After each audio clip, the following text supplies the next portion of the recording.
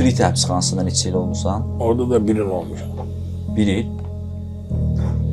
Ora bax.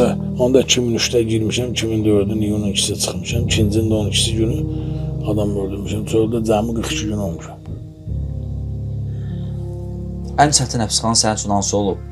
Belə deyim də, Mən qulağımı hansında kəsmirsən? Mənim üçün heç biri çətin olmuyor. İnsan yaşamaqdan ötəri hər bir şeyə əl atar. Şəraitini qurmaqdan ötəri. Mənim üçün yəni çətin bir şey yoxdur. Burası sadəcə olaraq onu deyirəm ki, bir dənə yəni zonlarda da hər yerdə hər şey yaxşı. Bir dənə bu dovşanlar olmasa insanlar rahat yaşayar. Elə çölün özündə də.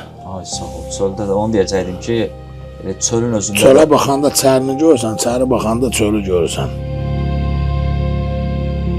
Bir dəqiqə çöldə olan bu havadan çəri məhrumdur, nədir. İçəridə də olanda çölü görürsən, nə var, nə yox.